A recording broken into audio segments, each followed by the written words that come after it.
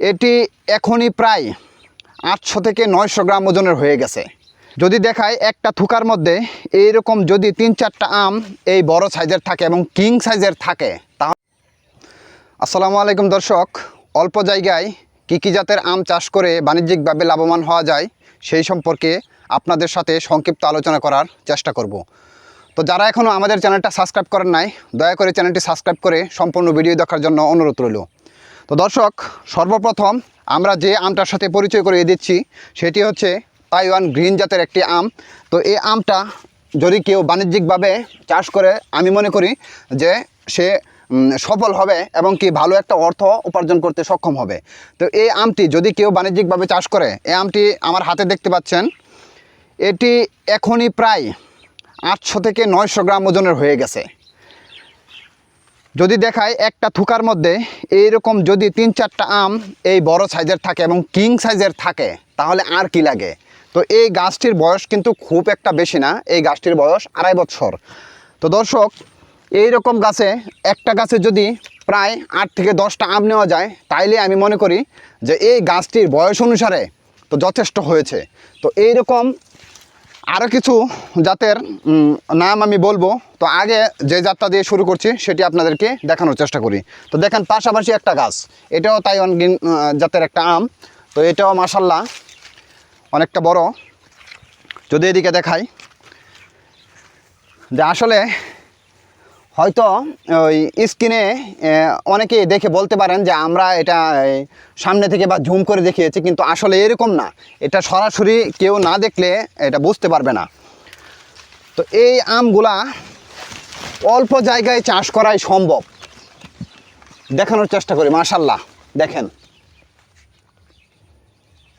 একটা আম কতটুকু বড়। যদি এই পাশটা দেখাই, একই গাছ, তো পাশাপাশি আরেকটা গাছ দেখেন কত ছোটো গাছ। তো এটার মধ্যে কতগুলা ফলন আসছে। তো এইরকম ছোটো গাছে আম নেওয়া সম্ভব এবং কি বাণিজ্যিকভাবে লাভবান হওয়া সম্ভব। অতীতে বিভিন্ন জায়গায় বিভিন্ন জাতের আম গাছ বাংলাদেশে রোপণ করে অর্থ উপার্জন করছে অনেকেই বা লাভবান হয়েছে। তো এখন যেহেতু বিশ্বের সাথে তাল মিলিয়ে বাংলাদেশেও বিভিন্ন জায়গায় আল্ট্রা হাই ডেনসিটি ম্যাঙ্গো টেকনোলজিতে আম চাষ করছে। তো বিষয়টা হচ্ছে যে ছোটো জাতের আম গাছ যদি রোপণ করে অধিক ফলন পাওয়া যায় অল্প জায়গায় তাহলে তো এটা মন্দ না। তো এর পাশাপাশি আমরা দেখানোর চেষ্টা করব যে কি কি জাতের গাছ আসলে এই ধরনের রোপণ করলে ভালো ফলাফল পাওয়া যায়। তো এর মধ্যে আমি আপনাদেরকে দেখাইছি যে ওই তাইওয়ান গ্রিন জাত। তো এর পাশাপাশি আরেকটা জাতের সাথে আপনাদেরকে পরিচয় করে দিচ্ছি, সেটি হচ্ছে ব্যানানা ম্যাঙ্গো। তো ব্যানানা থাইল্যান্ডের একটি জাত ব্যানানা ম্যাঙ্গো, সেটিও চাষ করেও বাণিজ্যিকভাবে লাভবান হওয়া যায়। তো দর্শক, একটা গাছে কী পরিমাণ ফলন হয় তো আপনাদেরকে আমি ঘুরিয়ে দেখাচ্ছি। দেখেন দর্শক, যেটুকু আশা করছি তার চাইতে ভালো ফলন হয়েছে। এই গাছটির বয়স অনুসারে এখন পর্যন্ত যেটি দেখতে পাচ্ছি যে বয়স অনুসারে আলহামদুলিল্লাহ বয়সটা কিন্তু গাছের খুব একটা বেশি নয়। যদি আপনাদেরকে দেখাই,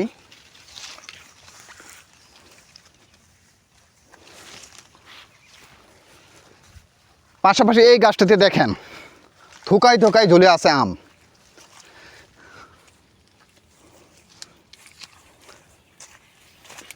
থাইল্যান্ডের একটি উন্নত ভ্যারাইটি থাই ব্যানানা ম্যাঙ্গো। এটার টেস্ট অত্যন্ত সুস্বাদু। এটা আসলে আঁশবিহীন আম। আর এটার যে ভিতরে যে আটিটা, অনেকে প্রশ্ন করেন যে এইগুলা আমের আটি কীরকম। এটার আটিটা অনেকটা পাতলা, মানে বোঝাই যায় না যে এর ভিতরে আসলে আটি আছে কি না। এটা অনেক সুস্বাদু। তো দর্শক, এই ধরনের আম চাষ করে আসলে বাণিজ্যিকভাবে লাভবান হওয়া সম্ভব। যদি দেখাই, এটাও হচ্ছে ব্যানানা ম্যাঙ্গো।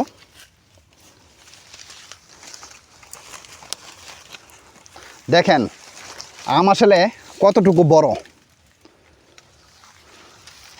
এই দেখেন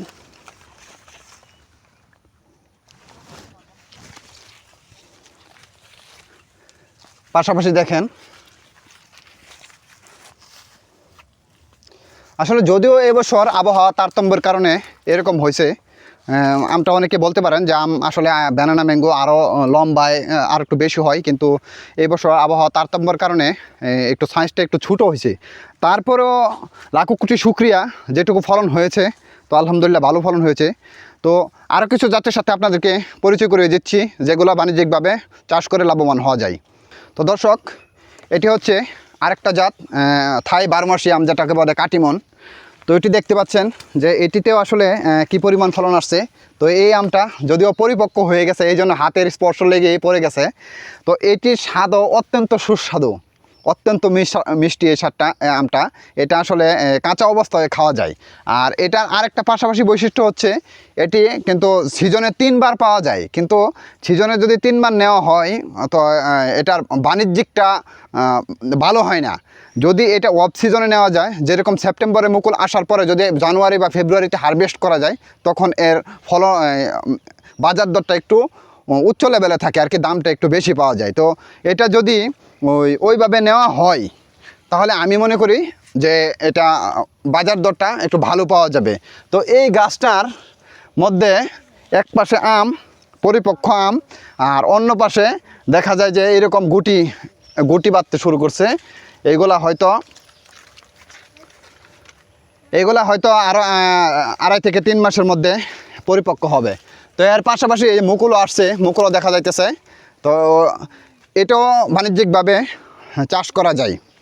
তো এটা খেতে অত্যন্ত সুস্বাদু। তো দর্শক, এটা হচ্ছে আরেকটা ভ্যারাইটি, থাইল্যান্ডের আরেকটা জাত। এটা হচ্ছে নাম ডকমাই। তো এটারও বৈশিষ্ট্যটা ভালো, এটাও বিশ্বের 5 নম্বর র্যাঙ্কিংয়ে আছে। তো এটাও বাণিজ্যিকভাবে চাষ করে অধিক ফলন পাওয়া যায় এবং কি লাভবান হওয়া যায়। তো এটা এখন আবার আরেকটা দৃশ্য, এটা না দেখলেই নয়, এটার মধ্যে মুকুল থেকে আবার গুটি আসছে। একদিকে পরিপক্ক, আরেকদিকে মুকুল থেকে গুটি আসছে, আবার এইদিকে মুকুলও দেখা যাচ্ছে। তো এটিও যদি কেউ বাণিজ্যিকভাবে চাষ করে তা আমি মনে করি যে লাভবান হওয়া যাবে। দেখেন এই যে আমগুলা, এটি হচ্ছে ওই ডকমাই আম। যদিও আবহাওয়া তারতম্যের কারণে আমগুলো একটু ছোটো হয়েছে, কিন্তু তারপরও এটা গড় ওজন যদি বলি, এটার গড় ওজন আমরা যেটা পেয়েছি 320 থেকে 350-র মধ্যে। তো দর্শক, এই ধরনের আম চাষ করে আমি মনে করি যে বাণিজ্যিকভাবে লাভবান হওয়া সম্ভব। তো দর্শক, এটি হচ্ছে আরেকটি জাত। এটি হচ্ছে লেট ভ্যারাইটি, অত্যন্ত লেট ভ্যারাইটি গৌরমতি। এটার স্বাদ যে একবার খেয়েছে সেই বলতে পারবে, অত্যন্ত রসালো, এমনকি এমন মিষ্টি যে খাওয়ার পরও জিভে লেগে থাকে। তো দর্শক, এটা গাছে যখন ধরে তখন একদম লিচুর থুকার মতো ধরে। এটা আসলে এই যে দেখানোর চেষ্টা করি যে এই যে পাশে যদি দেখেন যে লিচুর থুকার মতো ঝুলে আছে একসাথে কতগুলা। তো এই গাছটিতে কী পরিমাণে ফলন হয়েছে সেটা আসলে ওই সচক্ষে কেউ যদি না দেখে তাহলে বুঝবে না। গাছটির বয়স কিন্তু খুব একটা বেশি না, এই গাছটির বয়স 3.5 বছর। তো এই গাছটিতে কী পরিমাণ ফলন হয়েছে দেখেন, একটা থোকার মধ্যে কয়টা আম ঝুলে আছে। এটির পরিপক্ক কাল হচ্ছে আগস্ট মাস, এখনও এটি পরিপক্কর সময় হয়নি। পাশাপাশি আরেকটা গাছ আছে, এটার গড় সাইজ যদি বলি তাহলে এটা আমরা যেটা পেয়েছি সেটা আপনার 3টা 4টা 1 কেজি হয়। আর দেখা যায় যে যদি কম নেওয়া হয় থ্রিনিং করে তো এটার ফলনটা আরেকটু বেশি ভালো হয়। আর এটা বাজার দরের কথা যদি বলি তখন কিন্তু বাজারে অ্যাভেলেবেল আম থাকে না, তখনই কিন্তু এই গৌরমতি আমটা পাওয়া যায়। স্বাদের দিক থেকে এমনকি বাজারের দিক থেকে বাণিজ্যিকভাবে যদি কেউ করে তাহলে এটা অত্যন্ত লাভবান হওয়ার সম্ভাবনা অনেকটা বেশি। তো দর্শক, ভিডিওতে যে 5 প্রকার আমের কথা তুলে ধরলাম, আপনারা চাইলে বাণিজ্যিকভাবে অল্প জায়গায় নিজ বাড়ির আঙিনায় অথবা অনাবাদি জমিতে এই ধরনের আম চাষ করে বাণিজ্যিকভাবে লাভবান হতে পারেন। তো এই ধরনের আমের চারা যদি কারো প্রয়োজন হয় তাহলে ডেসক্রিপশনে আমাদের নাম্বারটা দেওয়া থাকবে, তো অবশ্যই যোগাযোগ করবেন। তো সকলের সুস্বাস্থ্য কামনা করে আজকে এ পর্যন্তই। তো ধন্যবাদ সবাইকে।